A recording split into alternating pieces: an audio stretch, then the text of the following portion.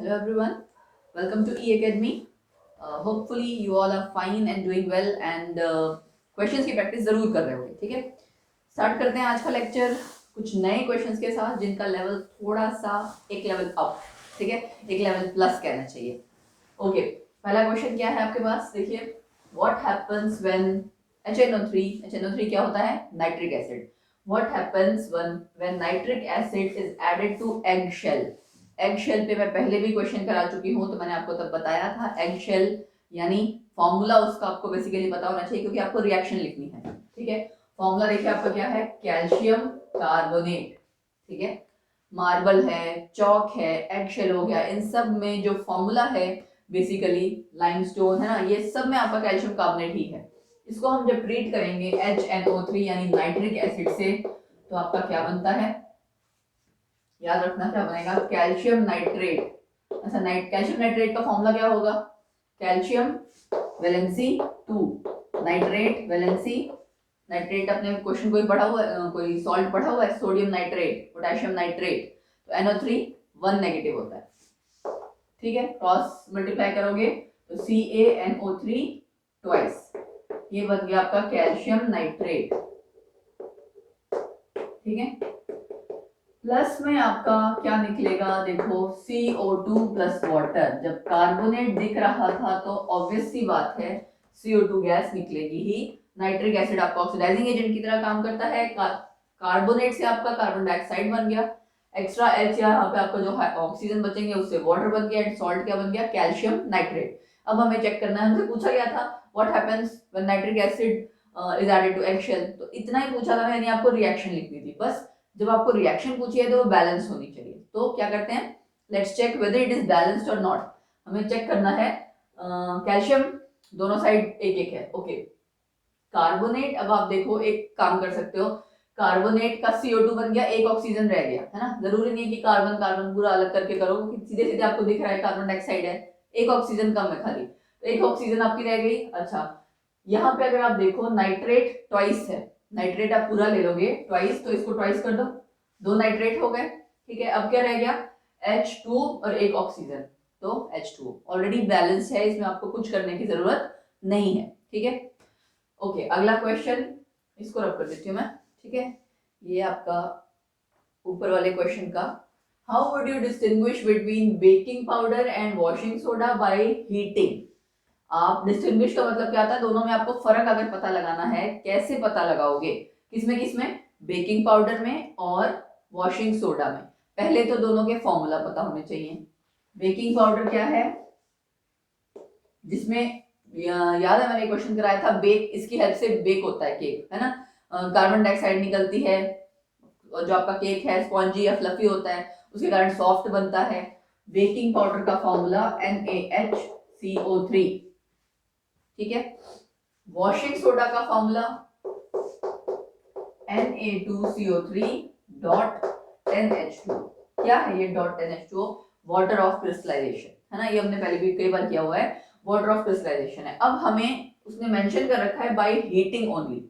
चलो हीट करें. पहले मैंने हीट किया सोडियम बाइकार्बोनेट को, क्या बना, Na2CO3 बन जाएगा, प्लस में कार्बन डाइऑक्साइड, प्लस में वाटर. ठीक है, सोडियम कार्बोनेट, यहाँ आप देख सकते हो ट्वाइस है ना, इसको पहले ही ट्वाइस कर दो. ठीक है, बैलेंस करो जरा. Na2, यस, कार्बोनेट आपका, एक तो कार्बोनेट पूरा का पूरा चला गया, दूसरा क्या है CO2. तो एक यहाँ पे दो कार्बोनेट्स है ना, दो कार्बोनेट्स में से अलग अलग एक कार्बोनेट तो आपने पूरा सच यहाँ ले लिया, ये कार्बोनेट है CO3. ठीक है, दूसरे का आप CO2 आपने लिया है, खाली एक ऑक्सीजन रह गया, वो एक ऑक्सीजन याद रखना, उसके अलावा क्या है, दो हाइड्रोजन, है ना, तो H2O भी आपका साथ में निकल जाएगा. ये है आपकी balance reaction.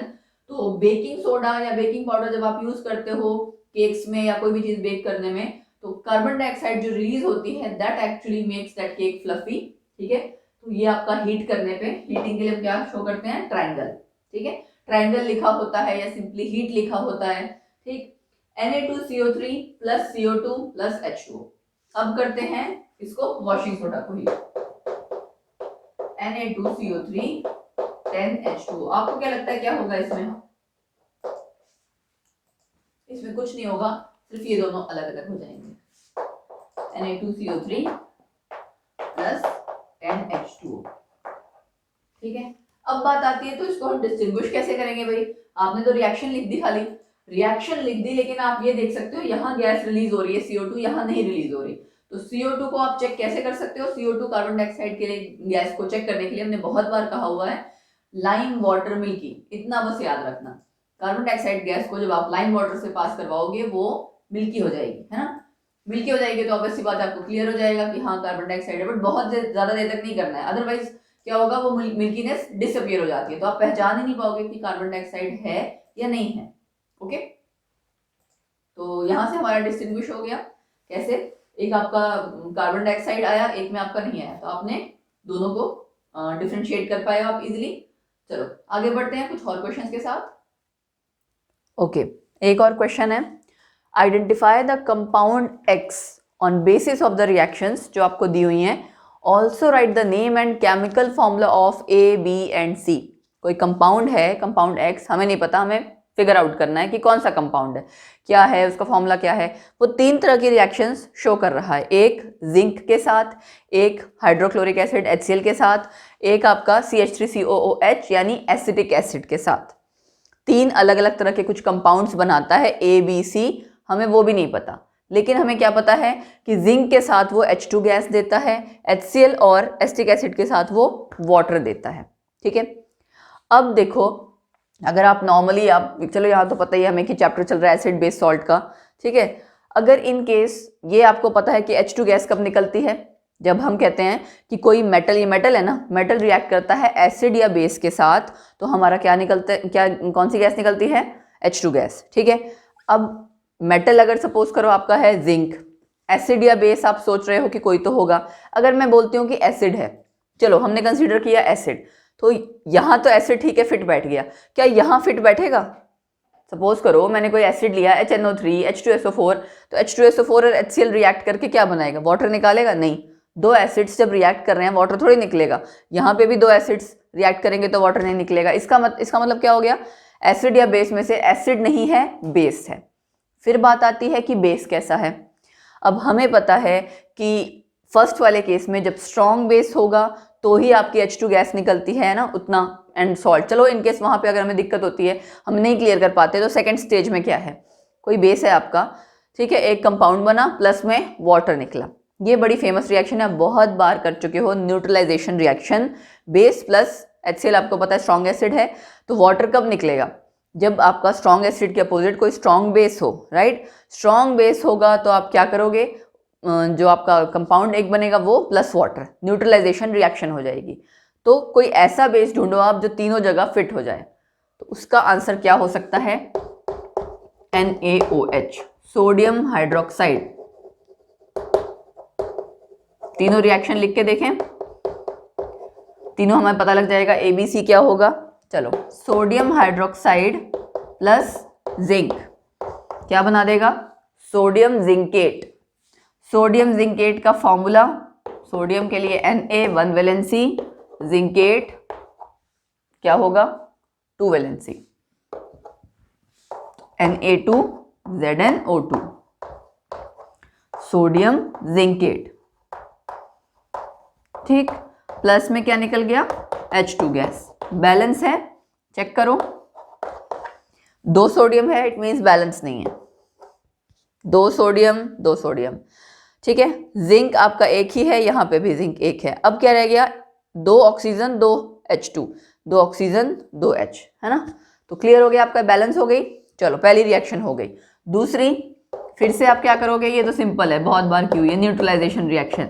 NaOH plus HCl बन गया NaCl प्लस वाटर।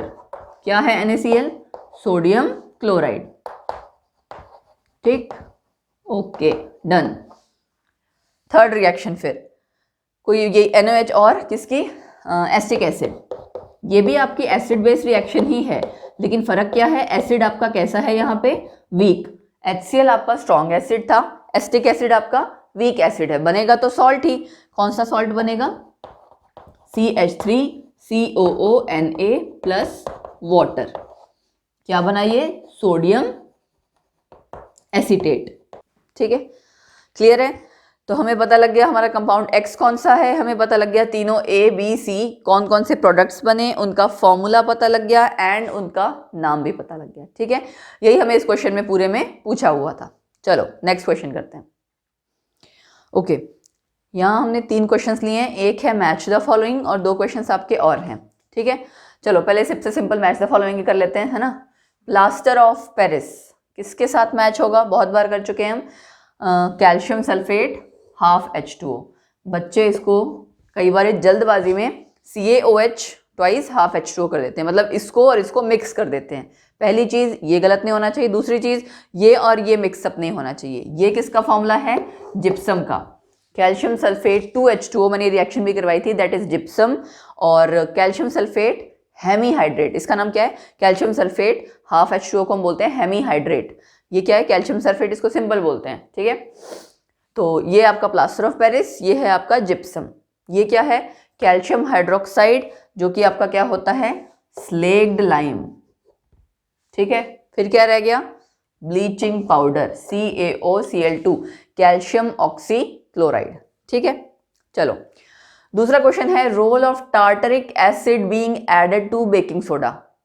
आपने कई तरह के एसिड किए ना, lactic acid, citric acid, oxalic acid. ठीक है, आई होप आपको सब याद होगा कौन से टाइप का एसिड कहाँ प्रेजेंट होता है। एक नया और टाइप का एसिड आया आपका, टार्टरिक एसिड, ये प्रेजेंट होता है टैमारिंड। टैमारिंड किसी को पता है क्या होता है, इमली। टैमारिंड एंड ग्रेप्स, इनमें मिलता है। ग्रेप्स में या इमली में आपका टार्टरिक एसिड प्रेजेंट होता है। पहली चीज तो ये कि टार्टरिक एसिड क्या था। अब वो पूछ रहा है रोल क्या है टार्टरिक एसिड का बेकिंग सोडा में ऐड करने का। देखो बेकिंग सोडा आपका क्या है, आप नॉर्मली करते हो ना sodium bicarbonate.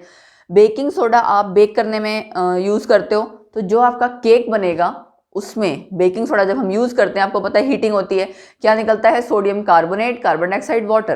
Carbon dioxide water is ठीक है, वो आपको फ्लफीनेस एंड मॉइस्चर प्रोवाइड करेगा। सोडियम कार्बोनेट आपके टेस्ट को केक को कड़वा कर देता है। ठीक है, बिटर, बिटर मतलब कड़वा, बिटर। केक आपका, cake becomes bitter due to, क्या बोलेंगे हम, Na2CO3, सोडियम कार्बोनेट। तो उस सोडियम कार्बोनेट को न्यूट्रलाइज करने के लिए हम यूज करते हैं टार्टरिक एसिड। ठीक है, जब टार्टरिक एसिड जो आपका कि इमली में या ग्रेप्स में प्रेजेंट होता है, ये मैं टाइप बता रही हूँ, जैसे आपने किया था लैक्टिक एसिड कर्ड में, सिट्रिक एसिड लेमन में, वो तो आपको पता होना चाहिए। अगर मैच द फॉलोइंग में आए सो आपके लिए क्लियर रहेगी, टैमरिंड या ग्रेप्स वाली ऑप्शन जहां आएगी आप उसको पिक करोगे। ठीक, तो जो आपका सोडियम कार्बोनेट बनता है आपका इस रिएक्शन में, उसको न्यूट्रलाइज करता है टार्टरिक एसिड और आपका केक कड़वा नहीं लगता। फिर एक चीज, दूसरी चीज, बेकिंग सोडा को ये कन्वर्ट करता है बेकिंग पाउडर में। ठीक है, बेकिंग सोडा आपका सिंपल एक अलग चीज है, आप उसको जब केक के लिए यूज करते हो you just convert it into baking powder, तो उसमें भी हेल्प करता है। दोनों के मिक्सचर को हम कहते हैं एक्चुअली बेकिंग पाउडर। ठीक, चलो अगला क्वेश्चन है, acid present in ant sting. Acid जो कि प्रेजेंट है आंट स्टिंग। आंट स्टिंग क्या होता है, आंट होता है चींटी, चींटी के डंक में। स्टिंग आपने देखा ना, लाल रेड कलर की चींटियां होती है, रेड आंट्स, या ब्लैक वाली भी होती हैं। तो ये उसकी बात कर रहा है कि जो एसिड आपका आंट स्टिंग यानी कि चींटी के डंक में प्रेजेंट होता है वो आपको बताना है और उसका फॉर्मूला बताना है। ठीक है, उसके साथ साथ कहा है give common method to get relief from the discomfort caused by ant sting. मतलब आम हमारी डे टू डे लाइफ में अगर चींटी काट जाती है, ये बेसिकली लाल चींटी के लिए, रेड आंट्स के लिए है ये। ठीक है, ये क्वेश्चन बेसिकली रेड आंट्स के लिए है कि जब काट जाती है तो उससे रिलीफ के लिए हम क्या करते हैं। ठीक है, कॉमन मेथड इसीलिए कहा गया है डे टू डे लाइफ के लिए कॉमन मेथड बताओ, जिससे कि जो आपका वो डंक था लाल चींटी की वजह से, उससे आपको अगर स्वेलिंग आ गई है, पेन है, जो भी है, तो आपको आराम मिल जाए। चलो पहली बात, एसिड प्रेजेंट है। ठीक है, कौन सा एसिड प्रेजेंट होता है आंट स्टिंग में, फॉर्मिक एसिड। ठीक है, ये किस पे बेस्ड है, इसका नाम ना फॉर्मिका, फॉर्मिका वर्ड जो है रेड आंट्स के लिए यूज होता है। मुझे ध्यान नहीं आ रहा इस टाइम, ग्रीक या लैटिन लैंग्वेज में से किसी एक के अकॉर्डिंग है शायद। ठीक है, फॉर्मिका वर्ड से फॉर्मिक एसिड बना एंड उसका पूछा हुआ है फॉर्मूला, तो HCOOH ये है आपका फॉर्मूला फॉर्मिक एसिड का। ठीक, फॉर्मिक एसिड आपका रेड, ये भी देखो एक नया एसिड निकल के आया, tartaric acid, tamarind and grapes, formic acid red ants में प्रेजेंट होता है, उसके स्टिंग में प्रेजेंट होता है एक्चुअली, ठीक है, जो आपके चींटियां जब डंक मारती है ना, काटती हैं, उसमें प्रेजेंट होता है। फिर वो पूछ रहा है कि कोई जो कॉमन मेथड है, कॉमन मेथड अब आप देखो एसिड है, ये एसिड को कौन न्यूट्रलाइज कर सकता है, कोई simple day to day life में हम क्या कहते हैं, सोडा लगा लो, सोडा, तो बेकिंग सोडा क्या करता है, इसको न्यूट्रलाइज करता है। सो हम एक पेस्ट बना के बेकिंग सोडा का जहां वो चींटी काटी होती है वहां लगा देते हैं, उससे क्या होता है, ये जो एसिड है ये थोड़ा सा न्यूट्रलाइज हो जाता है, तो आपको थोड़ा सा आराम मिल जाता है, स्वेलिंग कम हो जाती है, थोड़ा पेन कम हो जाता है, क्योंकि वो जितनी स्वेलिंग, वो पेन, सारा कुछ है, वो किस वजह से, उस एसिड के कारण। वो एसिड जो आपका जहां उसने डंक मारा, काटा, वहां पे अंदर गया है, वो धीरे धीरे करके स्प्रेड करता है। हम क्यों कहते हैं कि साथ के साथ कर दो, साथ के साथ करने का मतलब क्या है, जैसे काटा होगा वो एसिड उतनी देर में स्प्रेड नहीं करेगा, तो आप जब साथ के साथ कर देते हो तो उसके कारण क्या होता है कि बेकिंग सोडा इसको न्यूट्रलाइज कर देता है, तो आपका जो जिस एरिया में काटा है वहाँ पे ज़्यादा स्प्रेड नहीं होगा, पेन भी थोड़ा कम हो जाएगा, स्वेलिंग कम हो जाएगी, और जब ये काटता है तो आप अगर टच करके देखो वहाँ पे गरम गरम होता है, ठीक है, वो भी धीरे धीरे आपका डिस्कम्फर्ट कम हो जाएगा। एक और आपको थोड़ी इंटरेस्टिंग सी बात बताती हूँ, वो भी कॉमन मेथड है डे टू डे लाइफ का। बहुत बार मुझे जैसे ड्राइव करते टाइम ना, आप स्कूटी पे जा रहे हो, कहीं जा रहे हो, तो मेरे फेस पे कई बारी वो नहीं होती है येलो कलर की वास्प, ठीक है, वास्प है या मधुमक्खी है, वो काटी है, तो उसके लिए जैसे ही वो काटी, तो अगर आप उसके ऊपर डीओ स्प्रे कर दोगे ना, डीओ, उसमें अल्कोहल प्रेजेंट होता है, वो आप स्प्रे कर दोगे तो भी आपकी स्वेलिंग ज़्यादा स्प्रेड नहीं होती, पेन आपको ज़्यादा नहीं होता। ये भी एक कॉमन मेथड मुझे इससे याद आया, तो मैंने आपके साथ शेयर कर लिया। ये मेरा खुद का ट्राइड मेथड है, मैंने ट्राई किया हुआ है एंड इट रियली वर्क्स, ठीक है। अगर आपको डंक कभी ऐसा लग जाए तो आप, अगर आपके पास पॉकेट डीओ है तो आप उसका यूज़ कर सकते हो, एंड वो आपका ज़रूर हेल्प, मुझे भी ये मेरे डॉक्टर ने बताया, तो उसके बाद ही मुझे पता लगा था कि हाँ, एक होता ना कुछ डेली के घरेलू नुस्खे जिसको हम कहते हैं, कि जिनके यूज़ से आप ये सब चीज़ें डे टू डे लाइफ की, ज़रूरी नहीं कि हर चीज़ के लिए दवा यूज़ करो आप, राइट, बिना दवा के भी आप बहुत सी चीज़ों से जो आपको दिक्कत हो रही है उससे आप प्रॉब्लम से छुटकारा पा सकते हो, ठीक है। चलो कुछ और क्वेश्चंस करें।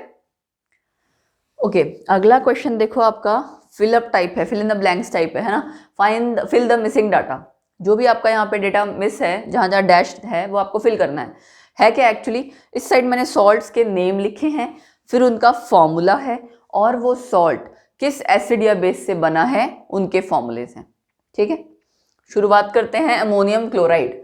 अमोनियम क्लोराइड का फॉर्मूला क्या है, NH4Cl, एनायन कैटायन आयन क्या होता है, NH4 पॉजिटिव Cl नेगेटिव, ठीक है, NH4 प्लस और Cl नेगेटिव, ये होता है, इसीलिए आपका फॉर्मूला बन गया NH4Cl। दोनों की वैलेंसी है 1। बेस ये कौन सा है जिससे बना है, NH4OH, वीक बेस है, ठीक है। अब Cl रह गया तो जाहिर सी बात है कहां से आया होगा, HCl से, ठीक है, NH4HCl रिएक्ट करके NH4Cl प्लस वाटर बना देगा, ठीक है। इसमें आपका स्ट्रॉन्ग एसिड क्या बोलेंगे हम इसको, कि आपका सॉल्ट है, salt of strong acid weak base, ठीक है। तो अगर इसका पीएच चेक करोगे तो कैसा होगा, पीएच आपका थोड़ा एसिडिक साइड होगा, ठीक है। अगला कॉपर सल्फेट, कॉपर सल्फेट का फॉर्मूला बहुत बार कर रखा है ना, क्या होगा, CuSO4, कॉपर सल्फेट CuSO4, दोनों की वैलेंसी 2, इसकी भी और इसकी भी। चलो बना किससे, H2SO4 का तो समझ में आ गया, आपका जो है H2SO4 से SO4 आ गया। इधर आपका क्या होगा, बेस कॉपर वाला, कॉपर वाला क्या बेस होगा, CuOH ट्वाइस, ट्वाइस क्यों किया मैंने, क्योंकि कॉपर मैंने अभी बताया ना, यहाँ पे वैलेंसी कितनी है 2, तो यहाँ पे भी वैलेंसी 2 रहेगी, कॉपर हाइड्रोक्साइड, ठीक है, इसकी वैलेंसी 2, इसकी 1 थी, क्रॉस मल्टीप्लाई किया तो आपका क्या बन गया, कॉपर हाइड्रोक्साइड CuOH ट्वाइस। अगला सॉल्ट सोडियम क्लोराइड, ये तो बताइए, sodium chloride NaCl, base NaOH HCl, इसमें कुछ नहीं करना था, है ना, बड़ा सिंपल सा था। अच्छा अगला है मैग्नीशियम नाइट्रेट, मैग्नीशियम की वैलेंसी कितनी होती है 2, नाइट्रेट की 1, तो फॉर्मूला क्या आ गया, मैग्नीशियम नाइट्रेट। किस बेस से बनेगा, एसिड तो आपका नाइट्रिक एसिड है, बेस क्या होगा मैग्नीशियम वाला कोई, मैग्नीशियम हाइड्रोक्साइड MgOH ट्वाइस। मैं देखो आपको नाम भी बताती जा रही हूँ और फॉर्मूला भी, आप दोनों नोट करते जाना, वैलेंसी बताती जा रही हूँ, सारी चीज़ें आपको मैं साइड बाय साइड बता रही हूँ, आप नोट करते जाना, ठीक। जहां दिक्कत लगे आप वीडियो को पॉज कर सकते हो, आराम आराम भी से भी पढ़ सकते हो। मैग्नीशियम हाइड्रोक्साइड, मैग्नीशियम की वैलेंसी 2, OH नेगेटिव की OH की यानी 1 वैलेंसी, क्रॉस मल्टीप्लाई किया MgOH ट्वाइस, मैग्नीशियम हाइड्रोक्साइड। ठीक है, आगे पोटेशियम सल्फेट K2SO4, जैसे सोडियम सल्फेट होता है ना वैसे ही पोटेशियम सल्फेट K2SO4। तो एसिड और बेस दोनों ही नहीं लिखा। अब ये SO4 से आपको पता लग रहा होगा एसिड कौन सा, H2SO4, और बेस पोटेशियम का होगा। सोडियम का NaOH होता है, पोटेशियम का KOH आ गया। ठीक है, KOH H2SO4 से आपका बना K2SO4 प्लस वाटर, है ना, वाटर रिमूव हो जाएगा। चलो अगला कैल्शियम नाइट्रेट। कैल्शियम नाइट्रेट का फॉर्मूला फिर से CaNO3 ट्वाइस, ये भी हमने किया था ना जब हमने एगशेल वाली रिएक्शन की थी उसमें। तो वैलेंसी इसकी 2, 1 cross multiply calcium nitrate CaNO3 twice. किससे बन रहा है, बेस आपका क्या है कैल्शियम हाइड्रोक्साइड। अब दूसरा क्या होगा, NO3 वाला कौन सा एसिड होता है, नाइट्रिक एसिड HNO3। ठीक है, क्लियर हो गया। वैसे तो देखो कभी पूछा नहीं जाएगा, बट अगर कभी फॉस्फोरिक एसिड से कोई फॉस्फेट वाला सॉल्ट आ जाए तो आपको पता होना चाहिए H3PO4, ये होता है फॉस्फोरिक एसिड। ठीक है, अगर इन केस कभी आ जाए H3PO4 फॉस्फोरिक एसिड। ठीक है, चलो और कुछ थोड़ा सा ट्रिकी सा क्वेश्चन करते हैं, तो थोड़ा सा एक और लेवल अप कहना चाहिए जिसमें कि थोड़ा सा आपको और दिमाग लगाना पड़े। ठीक, ओके, अगला क्वेश्चन देखिए क्या है।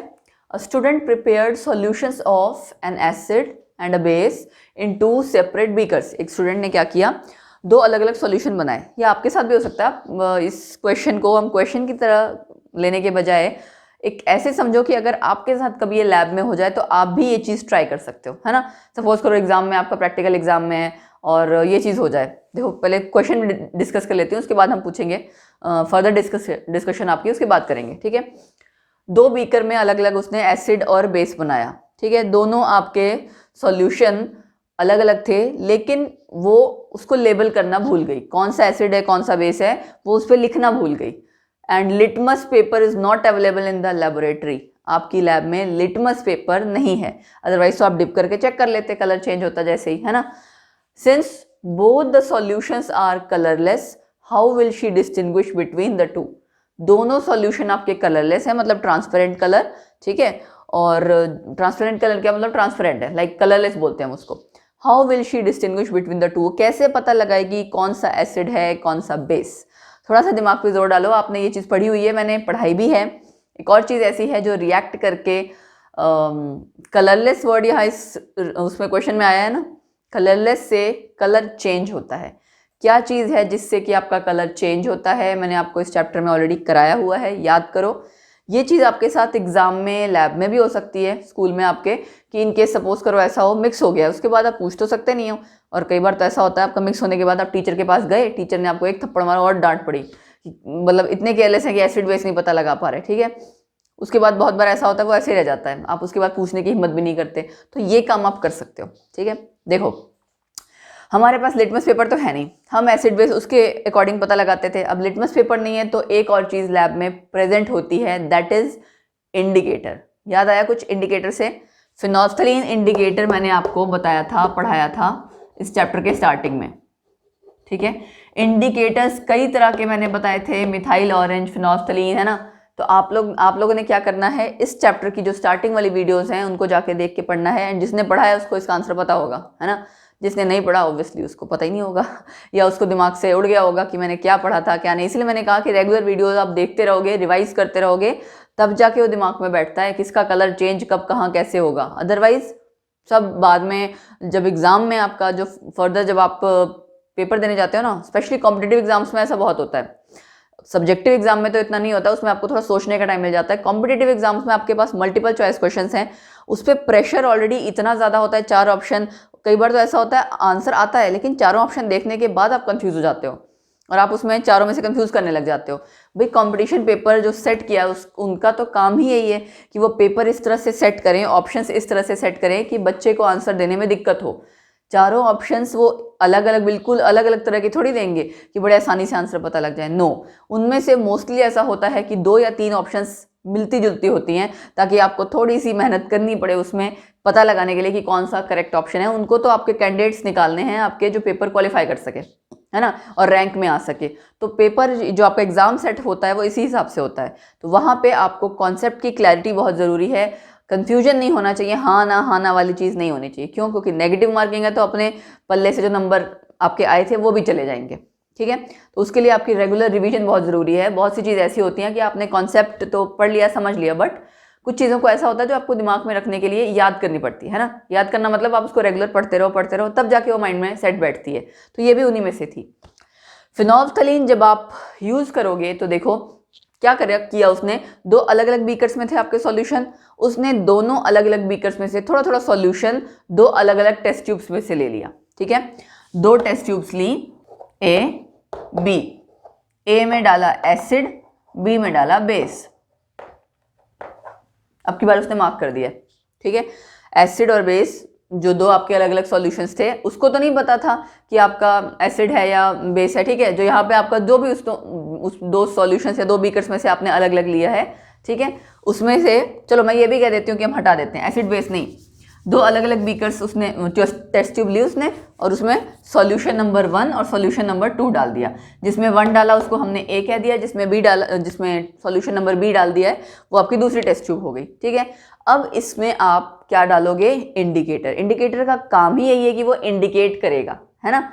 तो उसने क्या किया, फिनोल्फ्थलीन के कुछ ड्रॉप्स इसमें भी डाली, उसमें भी डाली। अब क्या होगा, दोनों में से एक में तो कलर चेंज होगा लेकिन दूसरे में नहीं होगा। किसमें कलर चेंज होगा? सपोज करो मैं आपका कहती हूं यहां आपका कलर चेंज हो गया, कलर चेंज टू पिंक। पहले क्या था? फिनोल्फ्थलीन आपका था कलरलेस, ठीक है, ये ध्यान रखना। फिनोल्फ्थलीन आपका कलरलेस है। उसने फिनोल्फ्थलीन की कुछ ड्रॉप्स दोनों टेस्ट ट्यूब में थोड़ी थोड़ी डाली। एक टेस्ट ट्यूब में यहाँ तो कलरलेस ही रहा और दूसरे में क्या हो गया, कलर चेंज होके पिंक कलर। तो पिंक कलर चेंज होने का मतलब ये है कि उसमें आपका प्रेजेंट था बेस, और कलरलेस का मतलब है कि इसमें आपका प्रेजेंट था एसिड। तो अब वो देख लेगी जिस बीकर से उसने ये वाला मटेरियल, ये वाला, है ना, सॉल्यूशन निकाला होगा, वो उस पे लेबल लगा देगी बेस, दूसरे पे लगा देगी एसिड। और इन केस फिनोल्फ्थलीन भी अगर आपका नहीं अवेलेबल है लैब में, तो आपके पास पीएच पेपर होता है एक, जैसे लिटमस पेपर होता है ना, वैसा ही आपका पीएच पेपर होता है, ठीक है।